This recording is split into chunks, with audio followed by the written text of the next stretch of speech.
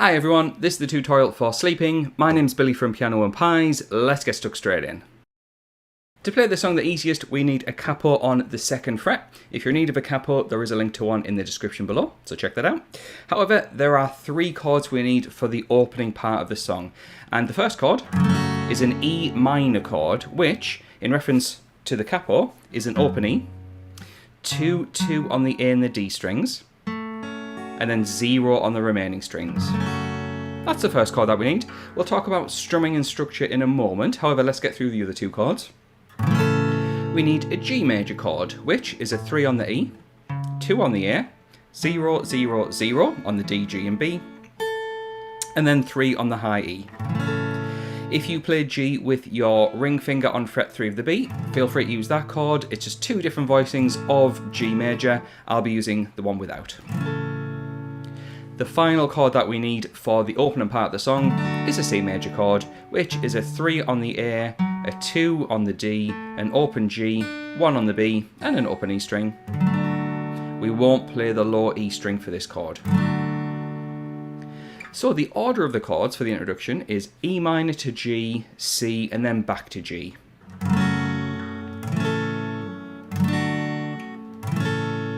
Now, in terms of strumming, every chord will get this.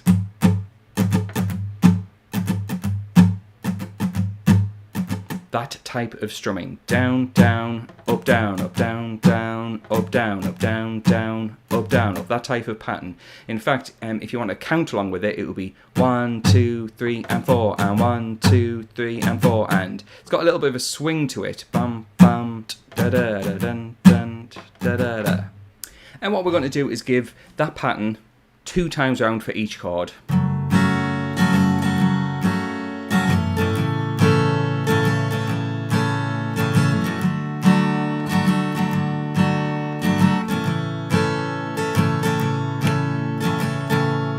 Now the song is a lot faster than that, but I was demonstrating it slow just so you could follow along as easy as possible. There is a small detail that only happens during the introduction, where on that last G chord it goes, and they have 4 scratches. So what you're going to do is just lightly put your fingers on the string, not pressing down at all, just lightly touching, and you can scratch the strings just by strumming them. 1, 2, 3, 4. So all the way through that would be.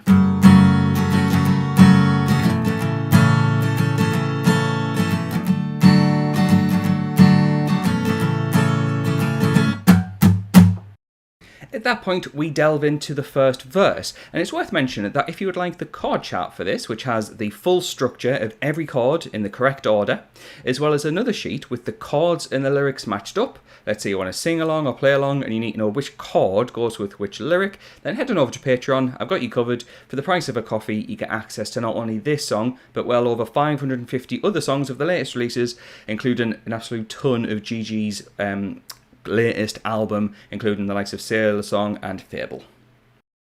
Now the first verse is going to take those chords and just loop them round a good few times. What we can do though, to provide a little bit of difference, is hammer on some chords. So for example, what I mean by that is when we get to the G major chord, we can hammer on this finger. If you're not too sure what hammer on means, it means play the string, well, without the finger, and then hammer it on afterwards.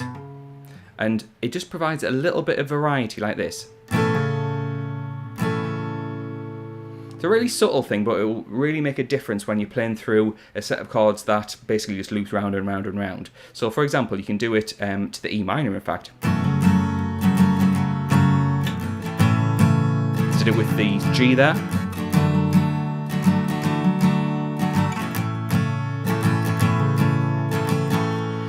So you can see I used it on every chord, including the C with this finger here.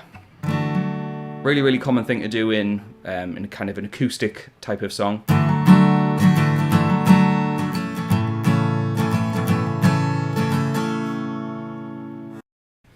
And the kicker is, if you keep just looping those chords round and round and round, you will get through the full song. However, what I'm going to do is just demonstrate a few different ideas that you can use to make a little bit of variety in your playing in this song. So rather than just playing the same thing over and over and over, what you could do is maybe palm mute some of the more quieter parts, like the verse or maybe the bridge section, or even the outro. And all I mean by palm muting is taking this part of your hand, resting it just past the saddle on the strings, so just past this white line, and I'm not going to press down too hard, but what we get is this.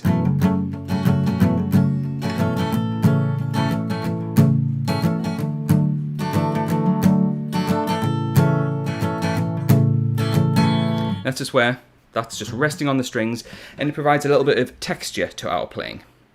The only other part that you really need to know is the bridge, and the bridge is just taking the same chords, same order. We do play it around 5 times for the bridge, but what you could do, just to provide a little bit of difference, is maybe sustain some of the chords.